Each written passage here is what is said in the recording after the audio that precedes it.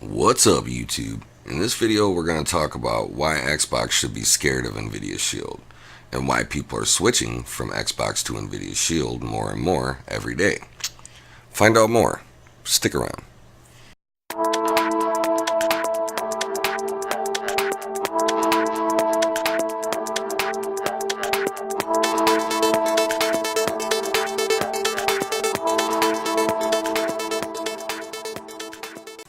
Welcome back to Kelly Tech. First off, don't think of this as an Xbox versus Nvidia Shield conversation. Think of it as a Microsoft versus Nvidia conversation. As of right now, the Xbox is a more powerful machine. But in the long run, I don't know. Here's Microsoft's new Xbox S All Digital. I'm sure you've heard of it by now. But if you look, what's different about the new Xbox? Really, there's only one thing. No optical drive. Sounds familiar, don't it? Oh yeah, Nvidia did that back in 2015. Speaking of back in the day, let's go back even further. November 15th, 2001 was the release of the original Xbox and the Nvidia NV2A graphics chip. They came out the same day because the original Xbox used Nvidia NV2A as their graphics chip. So all the fun you had on the original Xbox wouldn't have been possible without Nvidia. I know what you're thinking, things have changed since then, and you're right, they have. But Nvidia has been there for the whole ride. For instance, Nvidia has been the #1 contender for PC graphics cards since 1999. As a matter of fact, Nvidia's first GeForce graphics chip, GeForce 256, was dubbed the world's first GPU. And here's a list of all the graphics cards Nvidia created from 1999 until now. Alright, let's fast forward a little bit. November 17th, 2006 was the release date for the Sony PlayStation 3 and the release date for the Nvidia RSX GPU, because the PlayStation 3 used the Nvidia RSX GPU for its graphics. Starting to see a pattern here? So let's fast forward a little more.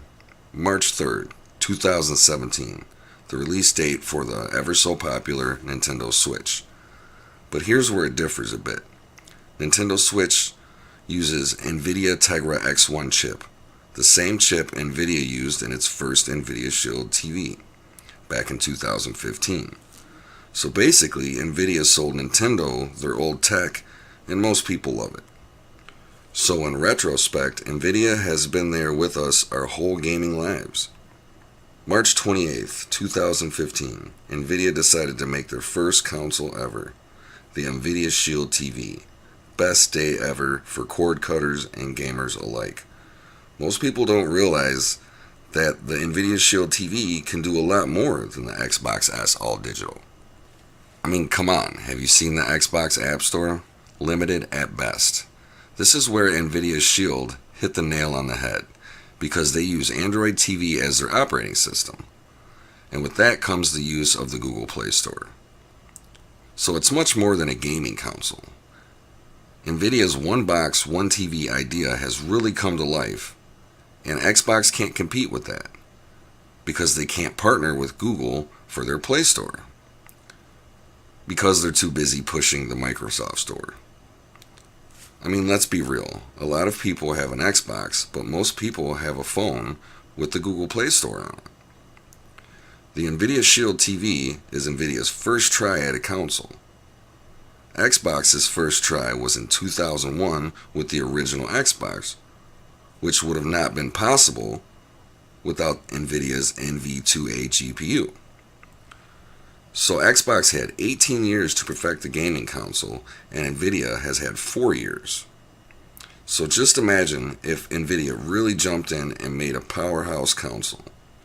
What company do you think Nintendo, Sony, and Xbox go to for their graphics first? You guessed it, Nvidia. But the problem is, none of those companies want to pay the extra money for the best graphics. So they make their own or use AMD. So in short, Nvidia already has the PC gaming community and the Android community, which is huge.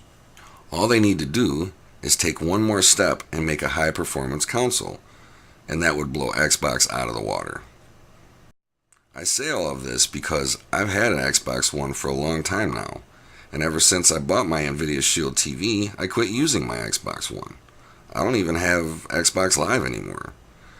Even though the Shield has slower hardware, it runs better and has way more uses. So now I'm just waiting for Nvidia to take one more step and knock everyone's socks off. Well, thanks for going back in time with me, and hopefully I got you thinking about the future. Thanks for watching, and as always, have a tech day.